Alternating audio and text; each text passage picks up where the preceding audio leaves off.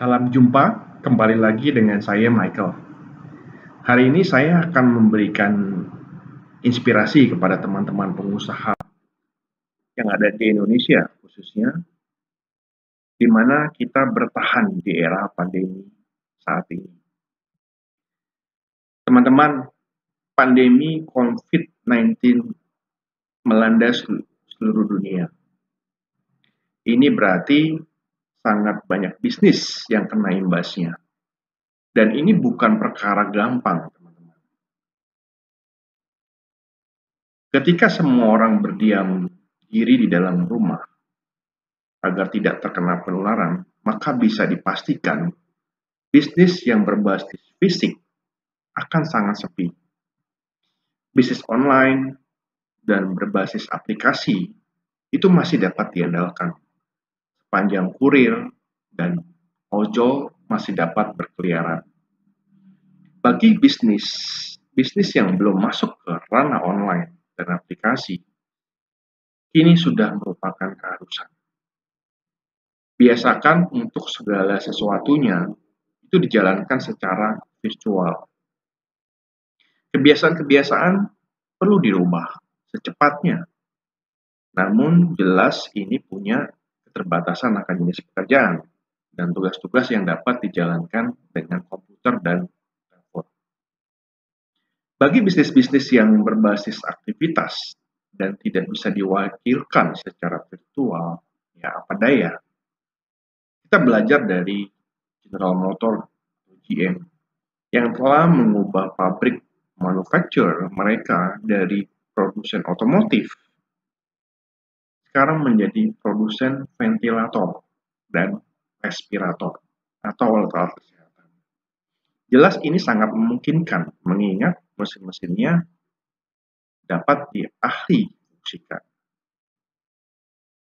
Sinarmas Group misalnya kini sedang memfokuskan diri pada produksi masker sehingga Indonesia tidak tergantung lagi kepada impor.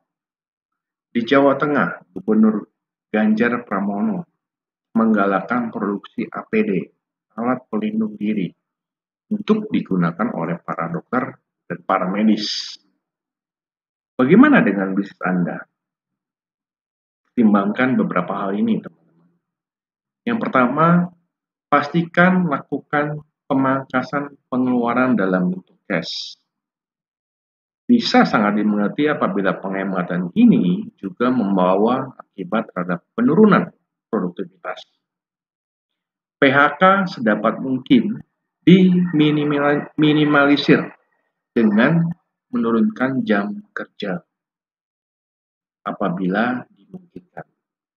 Yang jelas, berbagai bentuk penghematan perlu dilakukan sementara. Yang kedua, gunakan instrumen-instrumen online sedapat mungkin. Situs online dan aplikasi online merupakan penolong penting di era genting ini. Sudah tidak ada lagi alasan untuk tetap bekerja secara analog dan dengan kertas. Kenali berbagai fungsi aplikasi yang selama ini diabaikan, karena bisa jadi mempunyai faktor penolong yang cukup besar. Yang ketiga, cari kesempatan jangka pendek sebanyak-banyaknya. Berbagai jasa yang berhubungan dengan kesehatan, kebersihan, dan kesinambungan hidup, sekolah, dan pekerjaan pasti mempunyai tempat di era pasca corona. Pandemi ini telah menyentuh demikian banyak orang, sehingga kita semua semakin menyadari hal-hal terpenting dalam hidup. Yang keempat, buka pintu untuk berbagai kesempatan jangka panjang sebanyak mungkin. Di Indonesia, pelayanan kesehatan memang belum sebaik di Singapura atau bahkan di Malaysia sekalipun. Dan ini sesungguhnya merupakan kesempatan emas bagi siapapun yang peduli akan peningkatan pelayanan kesehatan umum. Sudah Seharusnya Indonesia mempunyai instrumen terkini yang mampu mendeteksi berbagai penyakit secara kilat. Juga berbagai instrumen penolong nyawa sangat dibutuhkan untuk memperpanjang life expectancy penduduk.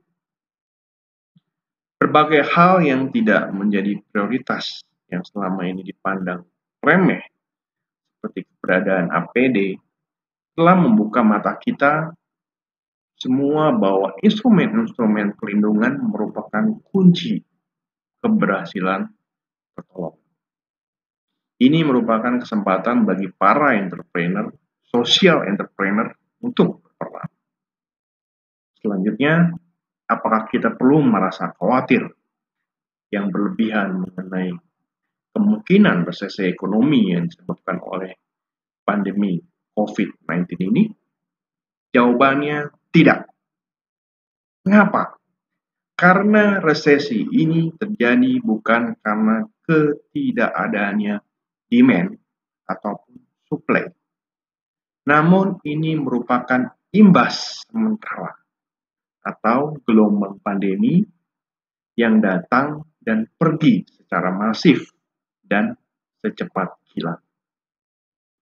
Resesi yang ditakutkan adalah adanya gejolak dan daya beli yang disebabkan oleh menurunnya kondisi finansial mayoritas seperti pada tahun 1998 dan 2008. Dalam kasus pandemi kali ini, begitu masalah selesai, bisa dipastikan setiap individu akan kembali giat bekerja dan menghasilkan penghasilan memadai untuk mengkonsumsi berbagai produk kembali. Namun bisa dipastikan telah terjadi paradigm shift dalam benak setiap individu yang mengalami era ini. Kita semakin mengerti makna kesehatan, kebersihan, dan prioritas-prioritas utama. Kita diingatkan bahwa kita semua berada di dalam planet yang sama dan setiap aktivitas kita memberi dampak bagi orang lain. Dengan paradigma baru ini, marilah kita semakin mencintai sesama dan planet bumi ini adalah satu-satunya rumah kita. Setiap aktivitas dan keputusan bisnis hendaknya memperhatikan kesejahteraan bumi dan seisinya. Ekonomi tidak lagi berbentuk linear ke atas, namun merupakan suatu lingkaran yang saling mempengaruhi. Oke guys, demikian inspirasi dari saya. Tetaplah sehat selalu, stay safe, ukir jejakmu, yes I can, keep the smile, be the tenaciousness.